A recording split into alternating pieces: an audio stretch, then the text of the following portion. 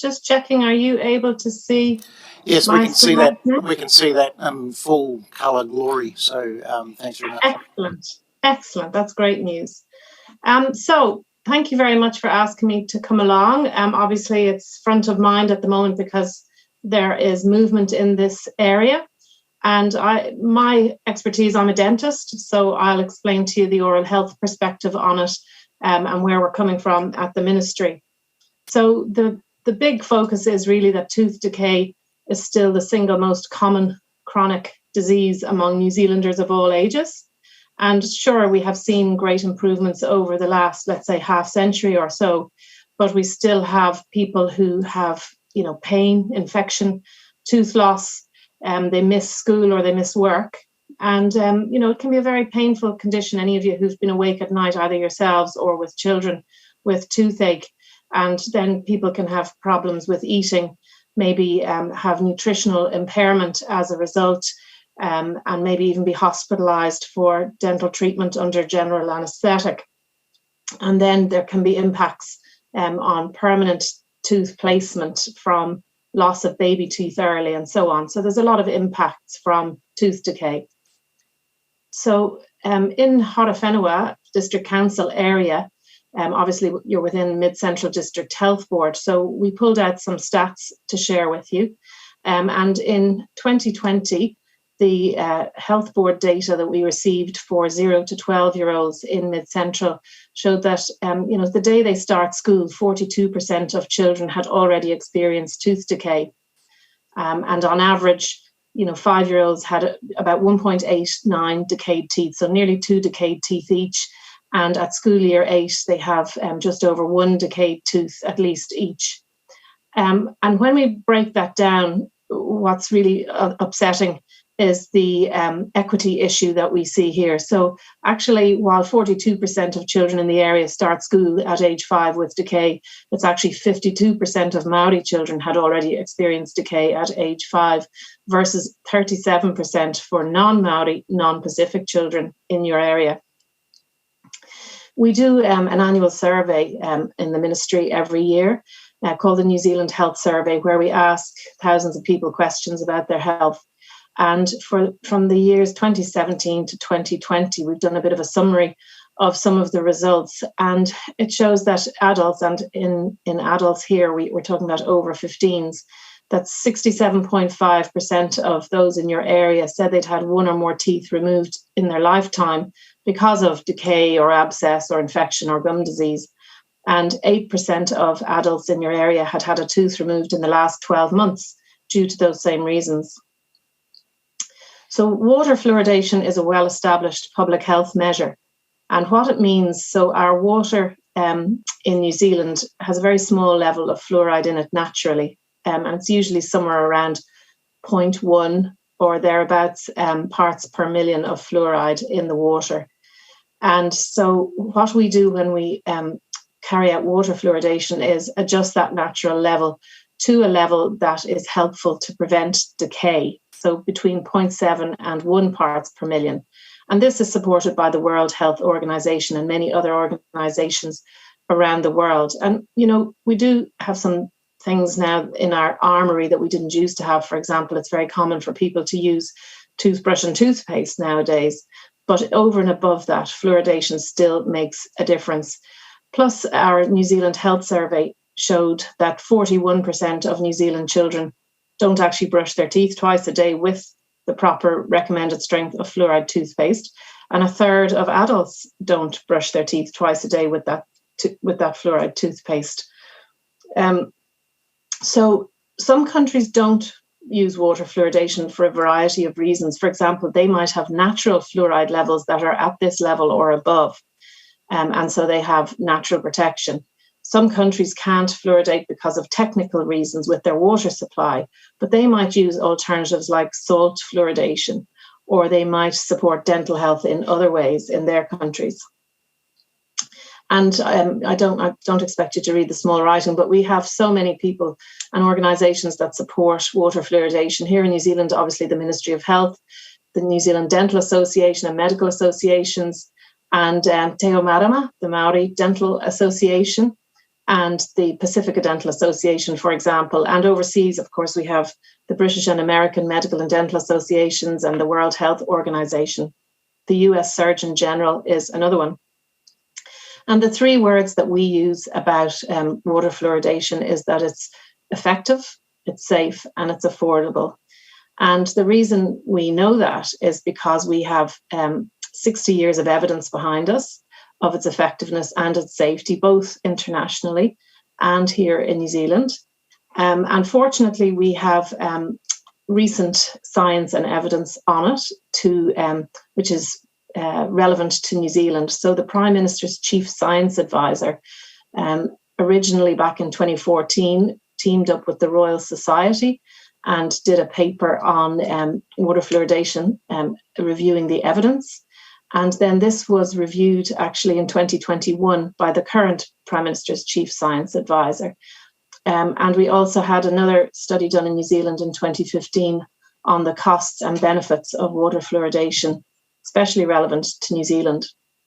If you want to kind of gen up for your own benefit, by the way, we developed a website with the science and the facts, and it's called Fluoride Facts, and it's fluoridefacts.gov.nz. So you can either look that up yourselves if you feel you need to look at some more questions, or you can refer other people who are asking you questions about it to that area. On that Fluoride Facts website, you'll find videos by a number of people. For example, Dr. Rudy Johnson, who is in Te Ao Marama, the New Zealand Maori Dental Association, the previous Prime Minister's Chief Science Advisor, Sir Peter Gluckman, and Dr. Lance O'Sullivan, a rural GP, among others, who will talk about the benefits of water fluoridation. We have also had some studies that we've put together that were in that Sapere group study that was done in 2015. They put together some research from around the world, and it showed that in fluoridated areas, people have less decay. So, for example, here in New Zealand, we had an oral health survey around the whole country. In 2009 was our last national survey. And what that showed was that 40% of children and adolescents, there was a 40% difference between the decay levels in the children and adolescents in a fluoridated area and a non-fluoridated area, with the children in the fluoridated area obviously having better teeth. And we can see the same sort of thing in an Australian study done in 2013, where they showed that it was between 20 and 30% difference between fluoridated and non-fluoridated areas. And a Cochrane report, for example, from 2015 that showed the reduction would be about 35% in different. So the important thing that people are probably a little bit concerned about is that from a medical and a public health perspective, water fluoridation used at the levels we use it at in New Zealand, it poses no health risk. And as I say, this was recently reaffirmed by the Prime Minister's Chief Science Advisor and is also backed by the World Health Organization and others.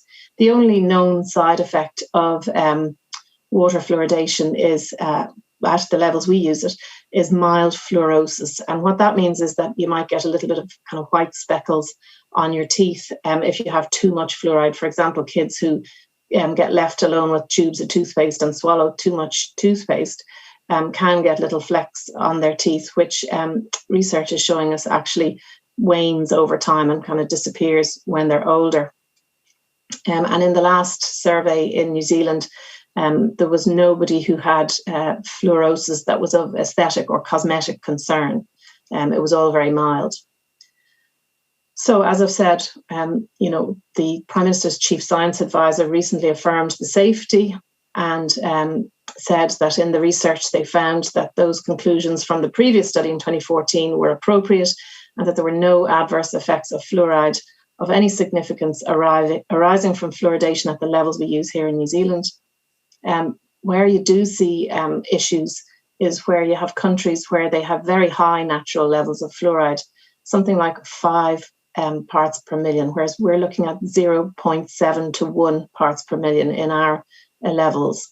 And then some of the studies that were used that have led to those conclusions where fluoride doesn't look so safe is they are often studies with poor design and low scientific validity. And that's what the Prime Minister's Chief Science Advisor said in 2021. We know that fluoridation is really good value for money. Now, this is based on research done in 2015, but for the cost of $2.60 per person per year, you are saving over 20 years, you're saving about $1.4 billion. And that's mostly to the individual because of course, at the moment, adults pay for their own dentistry pretty much. There's very little public funding. So the average cost of a filling, let's say, is somewhere in the region of $250 for a filling. I live in Auckland, so it's probably a bit dearer than where you guys are in your region. But basically, there's huge savings both to people themselves and to the health system from using water fluoridation. And the website, as I mentioned, is Fluoride Facts. That gives you some information on that. And then just onto the legislation and what's happened recently, which is why we've probably ended up speaking tonight.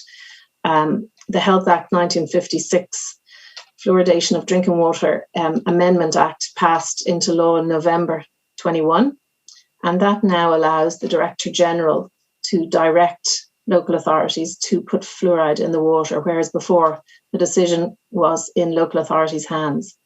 Now, it doesn't mean you can't go ahead as a local authority and fluoridate your water supply anyway, but it's likely otherwise then the Director General will be doing some assessments, and the legislation requires the Director General to look at the existing scientific evidence on water fluoridation, the oral health status of the local population, and the cost effectiveness of fluoridating the supply.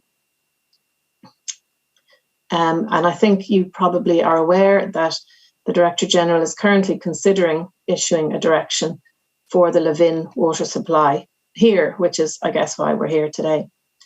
So the Director General will consider the information you provide around the estimated costs for introducing fluoridation, including the ongoing management and monitoring costs, and the date by which you could comply with such a direction. And it is expected that the Director General will start issuing some directions soon. So I'm open to taking questions if you'd like.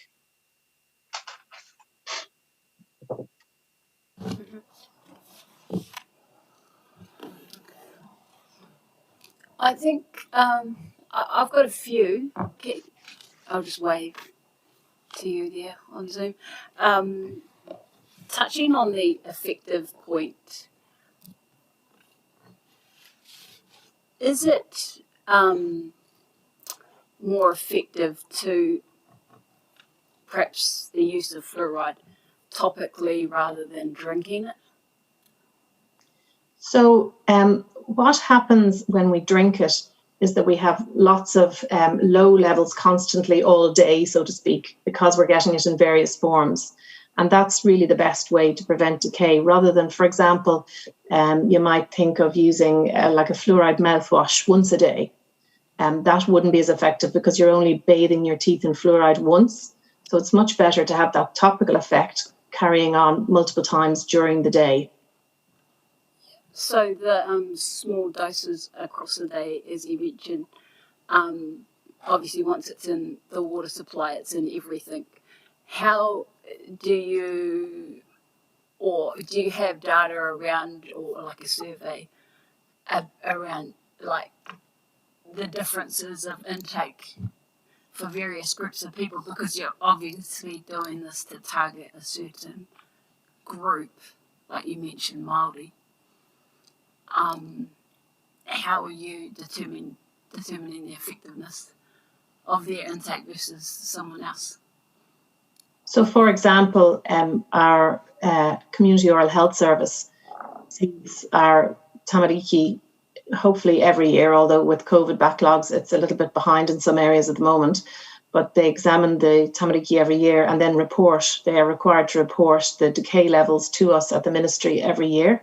And actually, we publish that information for every DHB area. Obviously, it may not be called DHBs from tomorrow, but we monitor the changes, if any, in children's teeth, and we can see the reporting we get at the moment isn't broken down by socioeconomic status, so it's not 100% clear always on the reported information, but generally you can see fluoridated children in fluoridated areas have much less decay than those in non-fluoridated areas. Yeah, you showed a graph about a survey you did in 2009, and like, do you have comparative data? Like, the last time that this went through a parliamentary process and then didn't get past go, it's only a few years ago. There were only 19 councils of the 76 of us, I think there are, that actually fluoridate their water. And so have there been studies done of those ones and their effectiveness compared to those that don't? Because otherwise 2009 is like 13 years ago. Oh, I agree. That's the last national survey looking at all age groups, but we collect information every year on 5-year-olds and year 8 children every year. So that's number one, and that's something we collect and publish every year. But there have been studies, for example, there was one recently on 4-year-olds in Christchurch, which showed very clearly the difference in outcomes for the 4-year-olds. And also there was another one about 2-3 years ago on children turning up for general anaesthetics for dentistry in hospital. And it showed a very clear link between children who didn't have fluoride, particularly Maori children and children who were living in poverty. All of those things were very much linked. So fluoride was shown to be very effective in reducing hospitalizations for small kids. Yeah, of those communities or you've identified, like, I don't suppose their nutritional standards or, what they're actually drinking, and it's partly to do with affordability. They're choosing perhaps the sugary drinks rather than it's less, anecdotally, that's what I see in my own neighbourhood. They're not drinking water. How are you proposing to change that behaviour? Yes, so that's on the cards as well. So the ministry has an oral health promotion initiative going on at the moment where we're providing free toothbrushes and toothpaste to preschoolers in their whānau. So we're working on that side of thing and getting kids brushing their teeth regularly is the goal of that one. There is work going on in the nutrition space, but one of the beauties about water fluoridation is that people don't actually have to do anything as such, because the fluoride is in the water. And so by drinking, even, God forbid you're drinking Coke, it's possibly made in a plant where the water was fluoridated. And so therefore you're getting fluoride in that, if you were to drink something like Coke, if you're boiling your peas for your dinner in a saucepan of water, there's fluoride in the peas. So when you're getting fluoride from a number of sources, it's really helpful, and people don't actually have to do anything to make changes, because some people are not in a position to make healthy choices, like they're not in a position to make the choice not to drink fizzy, because if they go into the supermarket and the fizzy's more expensive, cheaper than a bottle of milk or something, those kind of choices are being made by people on a day-to-day basis. But yes, I agree. There is work going on. First of all, the Ministry of Education at the moment has a consultation out looking at moving schools to being water only, so that people can't have fizzy and things at schools. And the government has been working with the Food Standards Australia and New Zealand to work on the makeup of foods to try and get voluntary reduction of sugars in foods and drinks. Yeah, I'll just ask a couple more and then give space for others. But about that, should probably thank the people that do brush their teeth and do, because that's obviously going to be now having to drink fluoride when they don't necessarily have to. So thank you to those people. America's Dental Association have put out a warning around bottle-fed babies that obviously need tap water to make up that formula drink, and that what they know to date is to be careful, because there could be risks associated to a baby having to be bottle fed with fluoridated water for a long period of time. And so that risk to me is concerning, because I guess those in the lower socioeconomic group who or anyone that has to bottle feed their baby and they're using tap water because they can't afford to buy it. What choice are we giving them? So the formula here has a different makeup, as far as I'm aware. I don't know what the American standards are, but the formula here has very little fluoride in the powder that you use to make up your formula milks. So it's not really an issue making up. No, you add the tap water to the Correct. formula to make milk for the baby. Yes. So, and the reason it's a big issue, I think, in America is because there's also fluoride in the powder, in the formula powder, whereas here that's not an issue. Right. Okay. And last one before I just leave it there and come back later. This and I do this for public benefit, not fuels. I attended the Select Health Committee hearings down at Parliament for this, and I hear you say, the chief advisor to the Prime Minister, the chief.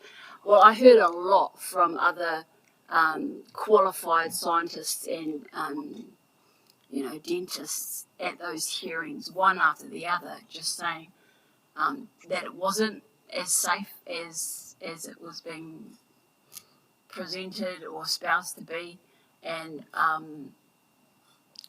just that, and you have your list of associations or groups that support this and rollout. How do you settle, or this chief science advisor, who's obviously selected for a certain reason, weighs up against all these others? Yeah, so those people are, so the chief science advisor has a team, and the team there is trained to evaluate studies, etc., that are published, and they can look at them and say if the studies are well-designed studies, if they're relevant to the New Zealand context, because as I said, for example, if a study's done in an area in certain parts of, let's say, China or India, where they have really high naturally occurring fluoride of 5 parts per million, that's not comparable to our situation where we're adding fluoride to the water to bring it up to 0.7 to 1 part per million. So they're not comparable. So that's why that team of scientists is able to go through those studies and look through them and see, should we be concerned? And therefore, should we be thinking, oh, maybe this is a good or a bad thing? And obviously, the Prime Minister's chief science advisor and team have evaluated all the studies and said what's out there has shown, the great body of evidence is showing that it's perfectly safe and that we shouldn't worry about it at the levels we use here in New Zealand. In that case, supplementary to your response, my last question would be, so you talk about natural fluoride and the different amounts. Can you confirm, though, that the type of fluoride that you would add to the water supply is in fact natural, or is it by other means, another source, and rather manufactured rather than natural? So the fluoride that's used and look, I'm not a water engineer, I'm a dentist, but from my understanding, the fluoride that's used by local councils comes from a process where rocks it used to come in from Morocco, the rock, and the rock is broken down, and within the rock there's actually like fossils of fish, and the bones and the teeth, etc., of the fish contain fluoride, and that's what gives us our fluoride product to be used in water fluoridation here in New Zealand. Oh, are you certain of that? Or Yeah, that's how they do it. That's the source. Yeah, Okay. they bring the rock in and they melt the rock down and take out the bones and the teeth part and use that to make the fluoride powders that go into the fluoridation process. Oh, sorry. Thank you, Rihanna. It's Jo speaking. Thank you for answering that earlier question. One of my questions was going to be about where fluoride naturally occurs, but you've given me a steer there. I take it from the list you've given us and the information you've given us that there's a $14 billion savings in healthcare, direct healthcare, or costs associated with oral health care that could potentially, which would equate to wellbeing savings as well if people aren't having to have oral health interventions. So those savings are there, presumably at the cost of the oral health industry. So that would be $14 billion less going into the oral health industry. And yet the oral health industry or dentists and the likes are supportive of fluoridation of water. I see that in your list. Can you just confirm that? Absolutely correct. I mean, I'm a dentist. Every day I see patients in my surgery when I'm in practice and not at the ministry. And I'm encouraging patients to, for example, adopt healthy behaviors like brushing their teeth, not having too much sugar. So basically every day I'm trying to do myself out of a job. That's our ethical role, is to improve the health of people. And so if water fluoridation is going to improve the health of people, well, of course, we're going to support it. And our colleagues in the medical profession are the same. Everybody wants to support good health for all, for life.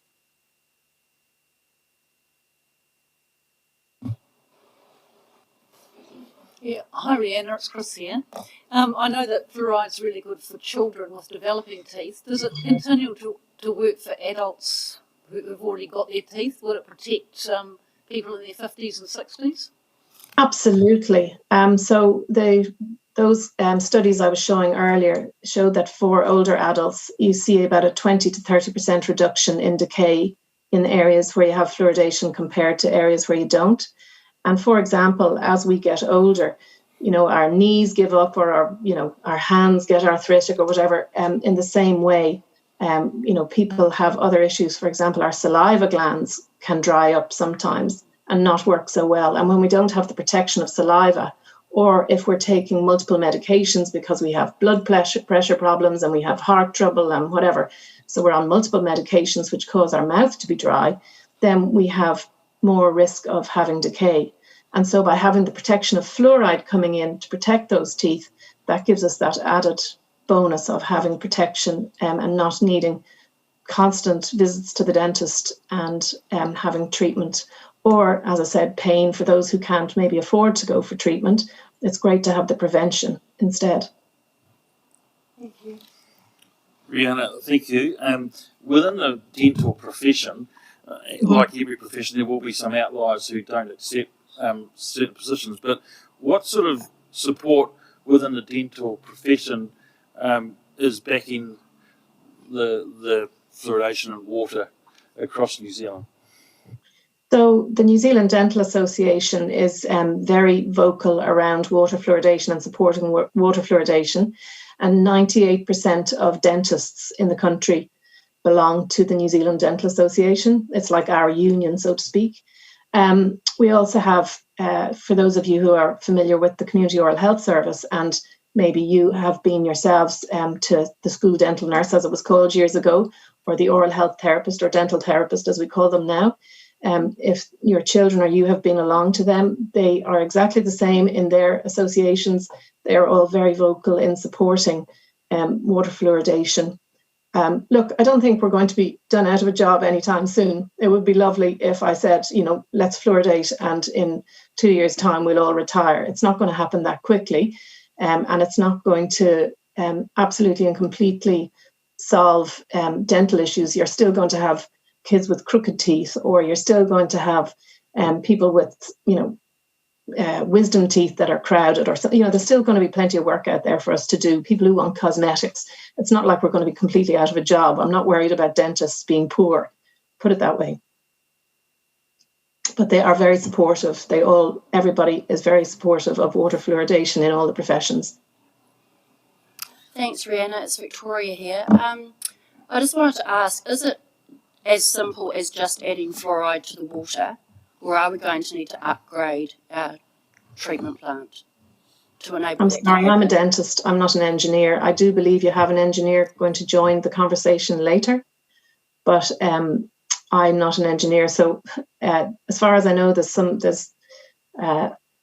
sort of dosing mechanism, because you can't just throw it in there. You have to do it in a measured way so that per volume of water passing through the water plant, there has to be even amounts of fluoridation coming out the other end. You can't just throw it in and hope for the best, and you have to measure it. But as I say, I'm not an engineer, I'm a dentist. So I think your engineer who's coming later this evening might be able to answer that better. I have another question then, and you may not be able to answer this either, but in regards to the hora whenua, and you talked about the oral health numbers, is there an actual breakdown of what that looks like for us here? Because we actually have a high stat for family harm, and some of the groups that I work with within the community and some of the programs we do that deal with oral health, and women in particular, I wonder if they come under that same stat as well, where they've had damage to their teeth, they've had abscess, they've had teeth removed, that hasn't necessarily been through lack of hygiene, but because of domestic purposes. Are you able to answer that or not? We wouldn't be able to be that specific with our information.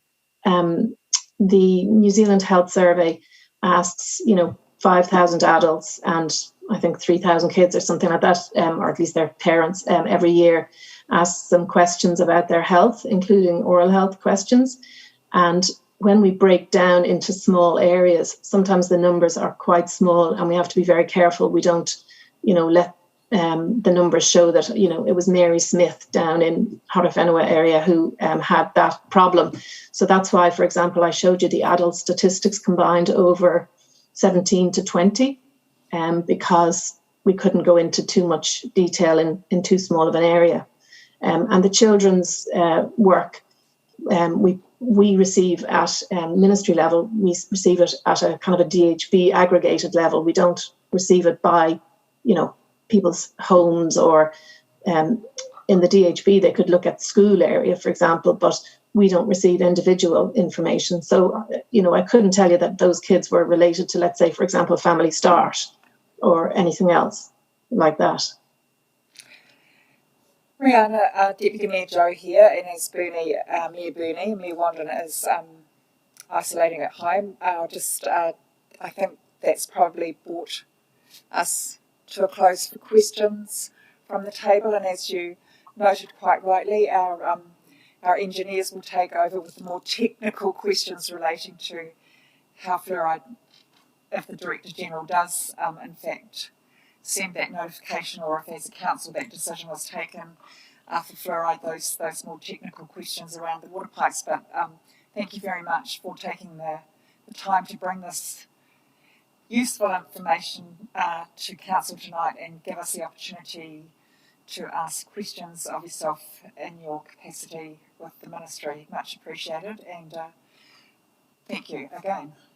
No, thank you. And because this is, it's a really important issue, and if we can save a number of children in particular pain and suffering, it's worth me giving up some of my evening to come and talk to you. And if you do have any further questions, either on water fluoridation in general or the engineering things, you could email through to fluoride@health.gov.nz, and we can get those questions looked at for you. Thank you very much. Have a good evening, rest of your evening. Thanks, you too. Thank you. Bye-bye. Bye.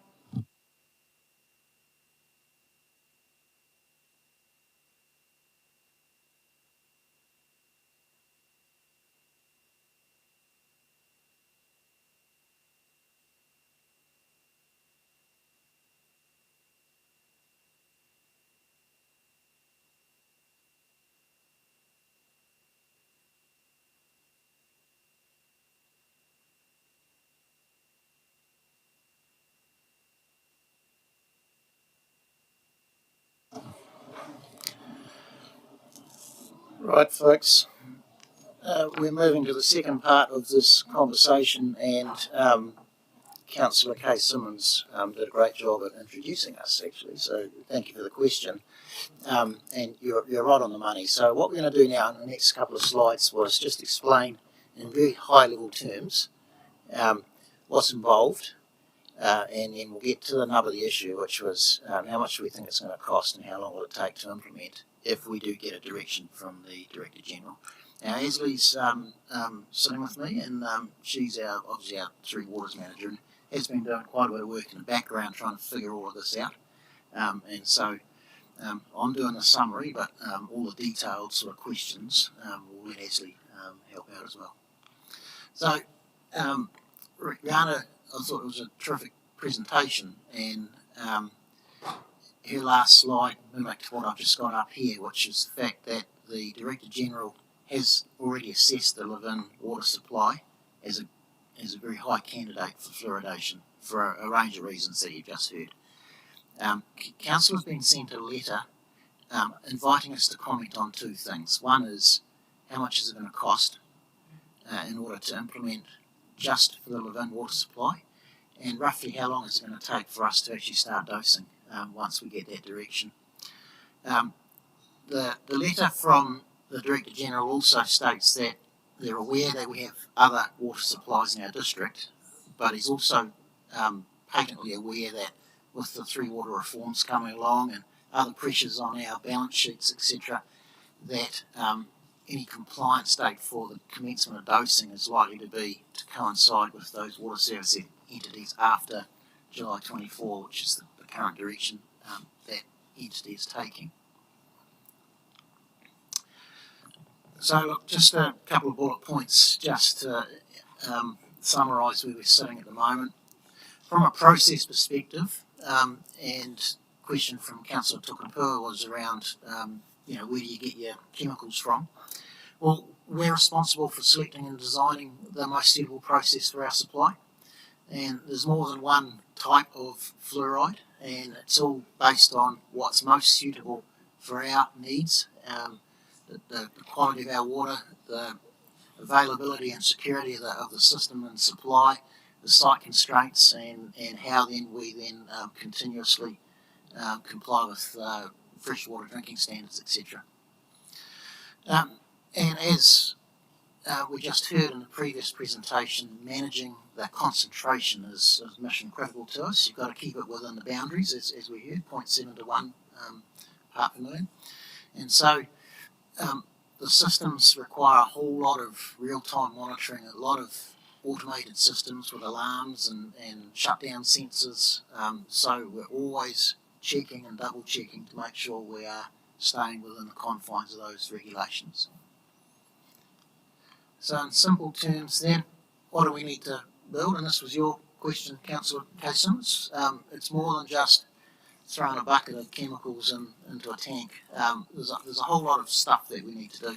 Look, fluoride is classified as a toxic chemical, so you've got to treat it with all the caution and all the safety systems. So we would have to customise our treatment plant.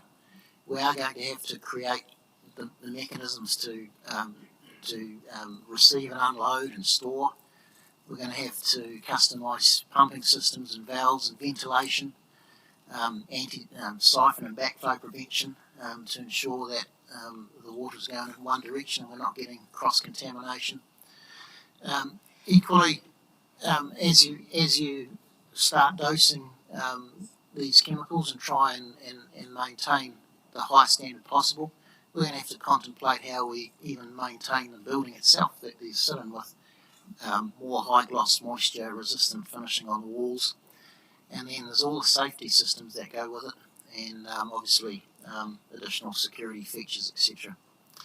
And once we're operating, then the whole process engineering has to then have the monitoring, as I said, so there's flow meters in there, there's level and pressure and weight indicators on the tanks, and as I said before, lots of alarms that get us ahead of any abnormalities that might occur in the process.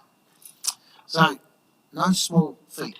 Actually, it's these things do exist. but it's not just a simple off-the-shelf product. There's a lot of customisation, a lot of testing and commissioning, a lot of moving parts, a lot of very sophisticated electronics. So I guess getting to the nub of the issue, the two questions we were asked: how much would it cost? Now, I'm just giving you round numbers here, and Ashley and her team are working through some more detailed estimates of cost here, but in sort of simple round terms, it could be anywhere up to about $1 million to implement. I guess the capital cost to implement a fully functioning fluoride dosing system, of which the lion's share of that is in all that sort of sophisticated technology I've just described. We still would have to do some civil elements. There's possibly a new plant room to be constructed, and a lot of the other security features that we'd have to put in. And then, of course, there's a whole lot of commissioning, design, project management.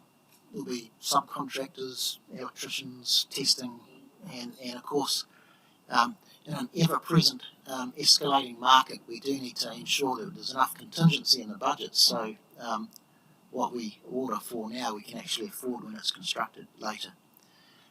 So, yeah. Well, I mean, those are quite generous figures, just to give you the context here. And as I said, Ashley and her team are working through more detailed figures, but that's the sort of ballpark we're looking at there.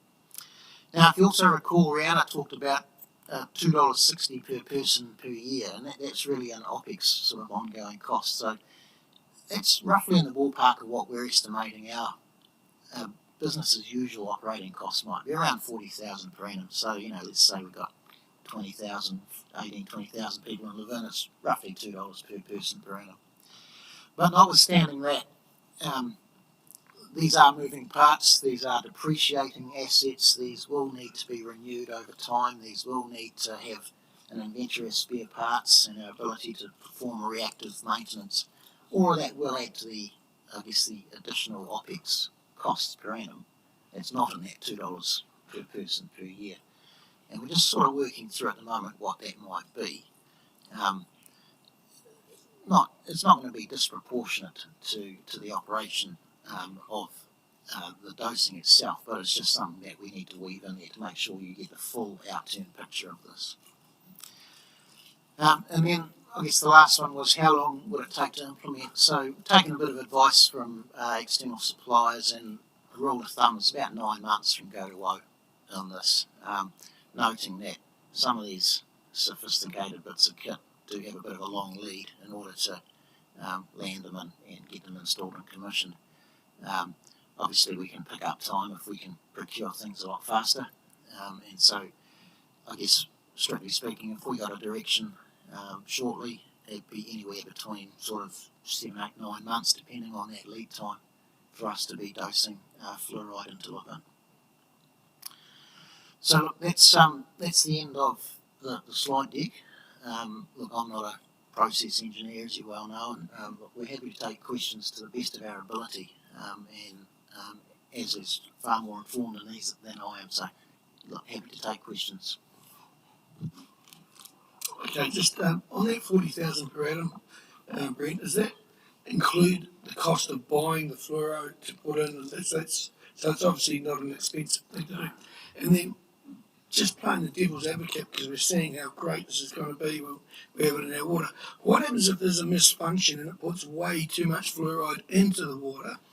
And what are the health risks to people that are actually in living in Levin if it's massively overdosed?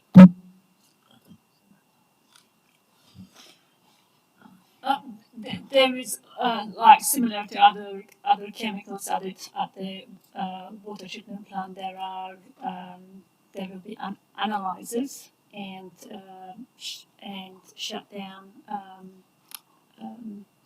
processes in place.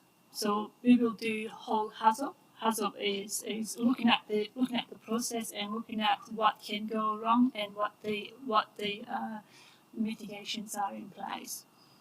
So all those things will be considered and designed for. Yeah, but that's not sort of answering my question. I understand that, but what if we had a big storm and it didn't work? What I'm saying is, what are the health risks to people if it does get into the water stream?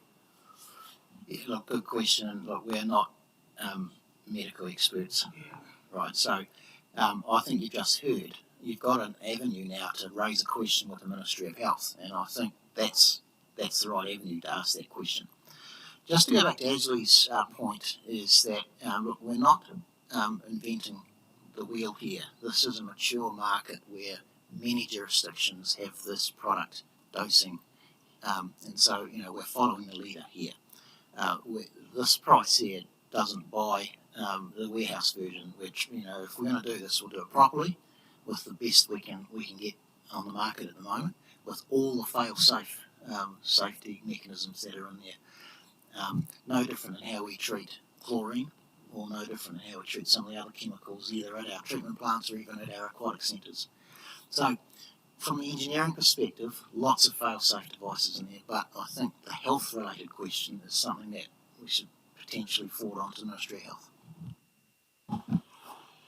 So one question for me was around how many other councils are potentially getting the same letters, and is there going to be a pushback from any of them in regard to cost because of the three waters? It's obviously the elephant in the room is three waters. We're going to spend $1 million on upgrading our plant and then give it away. That's a layman terms, yeah. Any replies? Yeah, good question. So early in the slide, and I glossed over it, so I'll go back to the first slide. So the Ministry of Health has made funding available to, I guess, the jurisdictions that they're most focused on, and we're quite fortunate that Levin is one of those. Now, there's no details at the moment on what that funding entails, whether or not that's full funding or some grant. So the letter that we received to date just says more details will be made available once we've given our advice through to here. So I guess taking that statement and just taking a little step further, looking for some guidance here is we've been asked to reply on two things. How much is it going to cost, and how long will it take to implement? Now, reading between the lines, how does this council want to respond to the cost question? Are we going to ask for full funding, or are we going to offer up some form of co-fund arrangement, much like we've done with some of our other Crown arrangements? And it's just some direction that will help us frame up how we answer this question. If I could maybe just interrupt you, because I think just for clarity, the government aren't asking us to present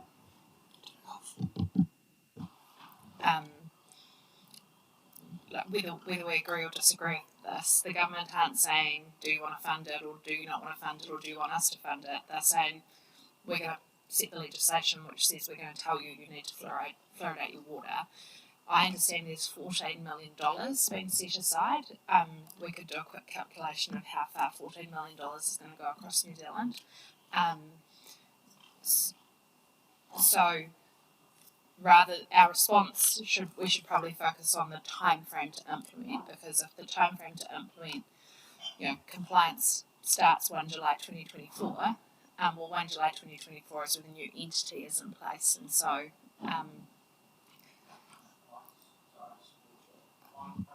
Levin is this calendar year, under the guidance from the Director General. It's the other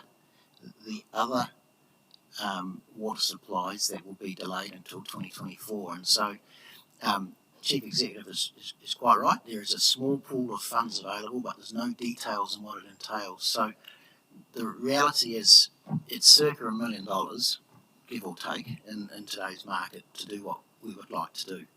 So we can provide that advice, and we can also provide the advice around it will take somewhere between 6 to 9 months, depending on the speed of procurement, to implement. And so that gets us within the ballpark of the direction we're receiving from the Ministry of Health. And so that I guess the question on the table now is, you're comfortable with the figures that we're presenting and the timeframes we're presenting here?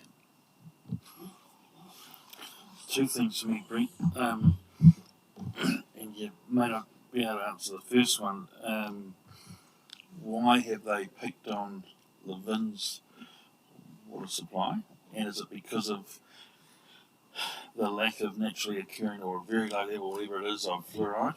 Or is it because of our health stats that are going down to Wellington? And secondly, we have, was it 4 or 5 water treatment plants in the Horowhenua? And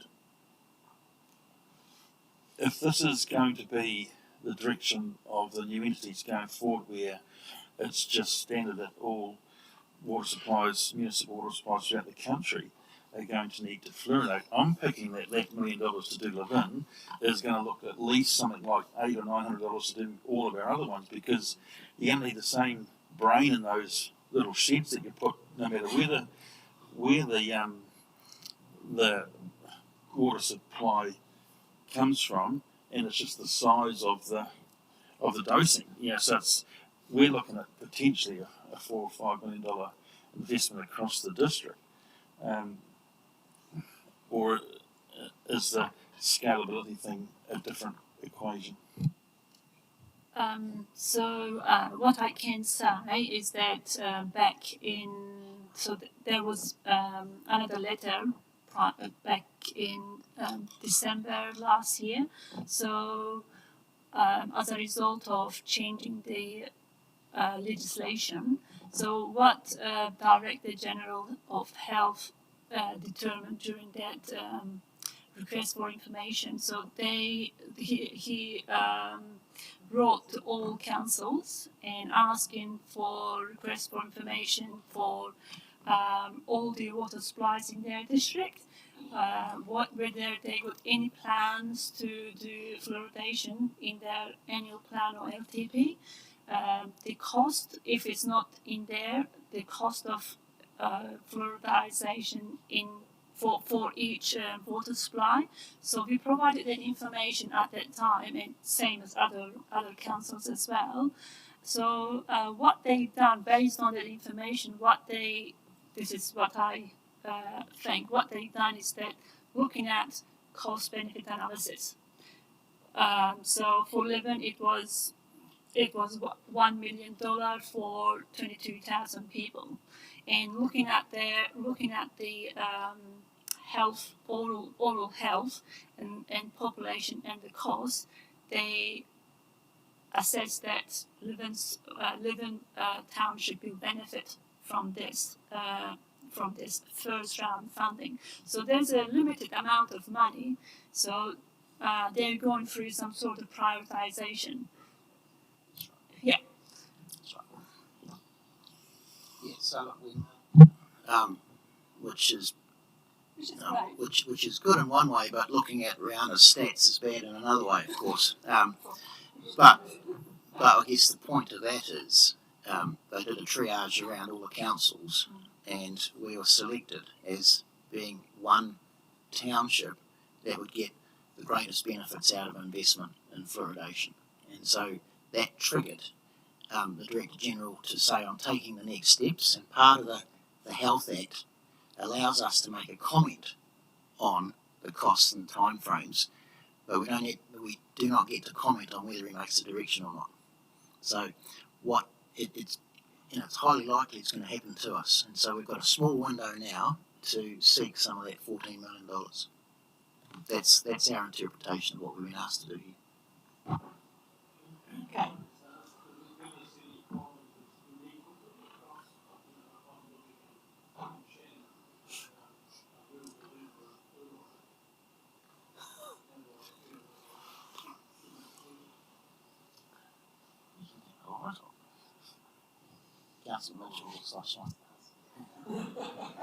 If I turn mine off, Sam will turn his off faster. Councillor Bishop,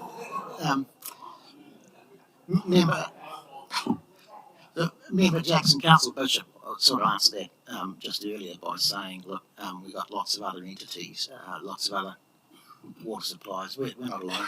Other jurisdictions, other councils have the same issue, and the Director General, it appears that they're going down this path. You saw Rihanna's presentation for yourselves, and so it's that last sentence there up on that slide, which he's aware that the new service entities are coming, and any compliance dates for any orders for other water supplies are likely to be set to coincide with that water entity taking that responsibility from us. For clarity, all 5 of our drinking water treatment, drinking water areas fall under the legislation because they service more than 500 people.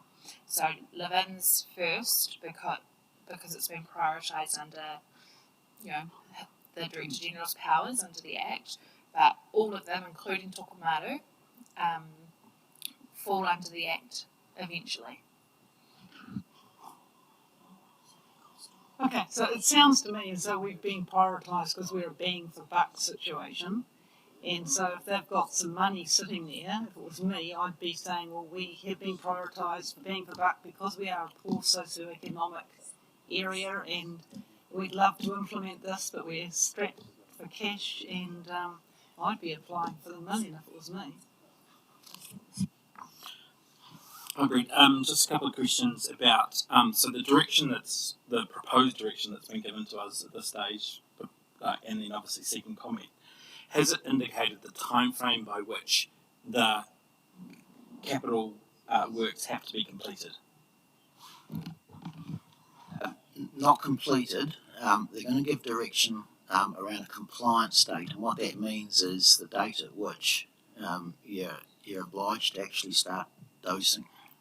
And so we, by virtue of providing comment, get to help them put something that's sensible rather than push us into something that we just can't achieve, which is why we've been reasonably conservative with our time frames.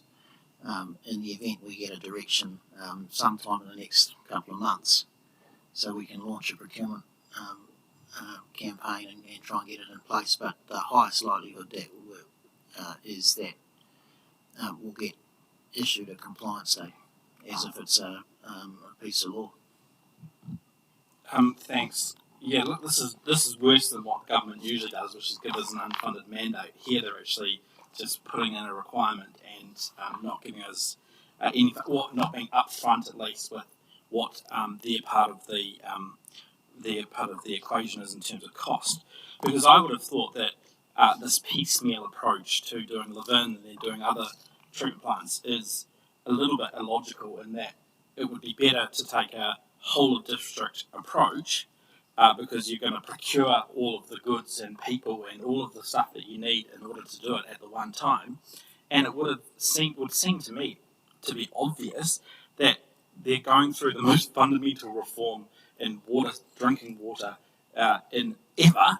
And so why is this not just being wrapped up as part of the transitional approach? This sounds like 2 government departments or 2 organs of government not talking to each other, not coordinating, not thinking sensibly, and not actually doing any analysis around cost. It's madness. And so I personally think, I'm happy to provide back the cost data and all that kind of stuff and whatever you think in terms of timeframes, but I would like to be making these points saying, I don't think it's fair to us or our ratepayers that they're not even being upfront to us that if this goes ahead, what portion of that 14 million or whatever the money is available is potentially available, because that should be upfront. Because that has a material impact on our decision making and our broader approach. Because again, this decision is going to be made out of the cycle of an LTP, out of the cycle of an annual plan, and it's just, this is the kind of stuff that we, have all been griping about, both officers and think that we and people around this table, is that we make these decisions and then there's a cost implication, and then we don't get to have the conversation around, well, if we do this, or if we even do the broader scope of all of the treatment plants, what falls off the list? So, yeah. Yeah, couldn't possibly comment on central government business cases, Councillor Jennings. Look, can I just address the funding thing? And I may have misled you with some of my inelegant statements. What I tried to mean was the fact that, let's say, for example, and you're quite right, Councillor Mitchell, we'll go for the full cost. Let's say though that the outturn cost is $100,000 or $200,000 more because there's been a market shift, but we've only got a lump sum grant out of that $14 million. I guess the question on the table was, given that we're going to get a direction from the Director General of Health, and you're quite right, Councillor Jennings, it's sort of out of sync with the way we do our funding here, that will fall on our balance sheet. And it's just to make you aware that whilst we don't have any details on the funding, our experience, however, with Crown agencies is that they enter grant agreements with us, not contract agreements with us. And so they don't carry the same outturn risk that we do, which does mean for this council, whilst we don't get a role in the decision or the direction, we do need to be aware that we may be carrying a bit of liability for the total outturn cost if we've got our estimate wrong. Okay, and that's just I guess that's the point I was trying to make here, and it's something we can't really solve, rather be aware of, and it goes in our sort of liability framework, and something that we monitor and manage, and I'm sure Mr. Jones will keep an eye on us through the FAR committee as we roll this thing through. But it's something that needs to be made aware, and I guess that's the point I was trying to make around our funding exposure here. Random question, I don't even know if ASIC could answer it, but so the natural existence of minerals versus the chemically synthesized fluoride, do we get to decide what that looks like, and is there a cost difference in that and storage implications if you use one or the other, or are they treated the same?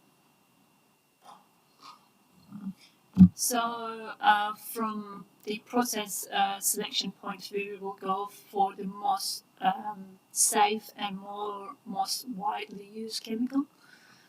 That's quite important consideration because we don't want to put operators at risk.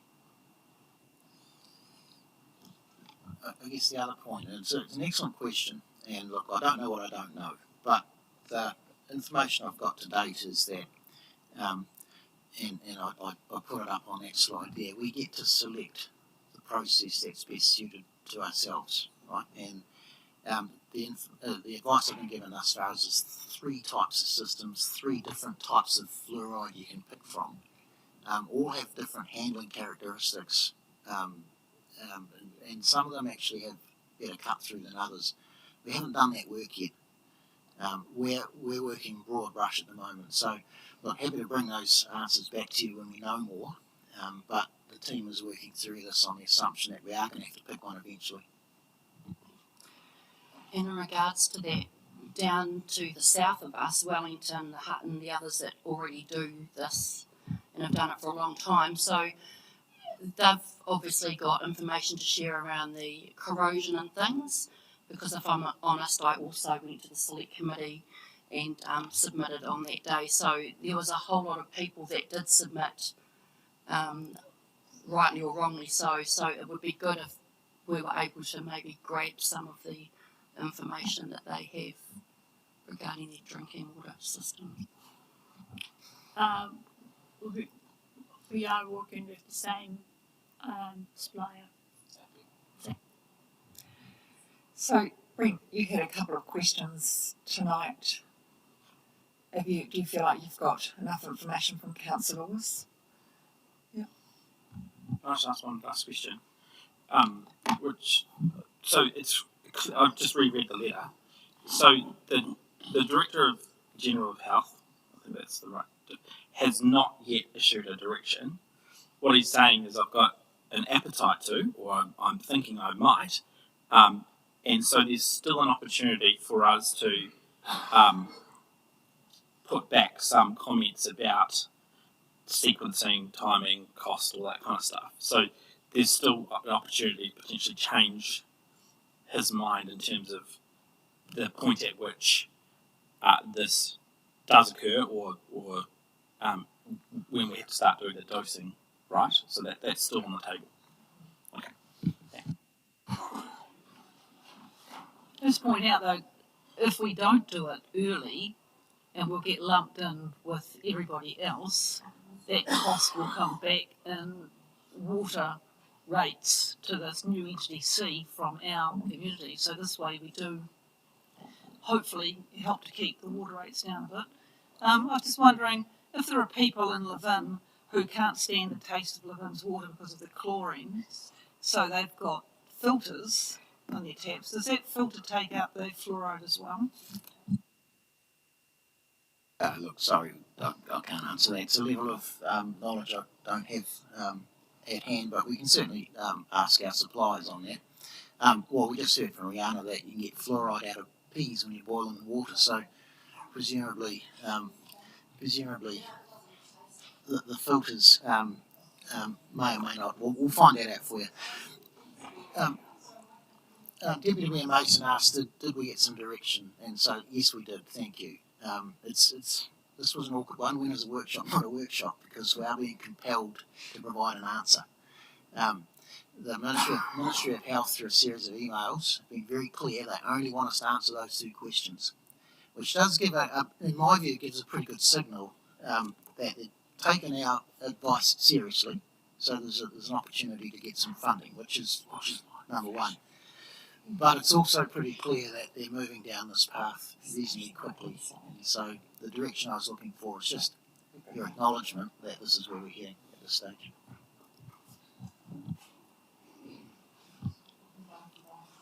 Well, just one thing. So risk to us, if we go and say, look, it's going to cost $1 million, and a similar size council's gone to them and said, oh, we've got 20,000 people on our water supply, we need 600,000 to put a scheme in. There's a risk if we go for the gold-plated option, they'll pass us by and chuck it on the entity C and deal with all the people who come up with a better option. So we've got to at least get our estimation pretty on the button so we can stand behind those figures, knowing that every other council who's going to be giving their information to government is going to be on the same page. Yeah, look, I can't disagree with you, and that's kind of my inelegant statement at the beginning, saying, we are spinning the wheel because we're competing with everyone else for a finite resource pool. And so, yes, we'll do our best to fine-tune those figures, but with the market the way it is, we're finding it hard to set any lower than that, but we'll do our best. But it is, you're quite right, it's a risk we have to take. And, in some ways it's a bit of the quick and the dead, really, because we just got to get in now with our answers.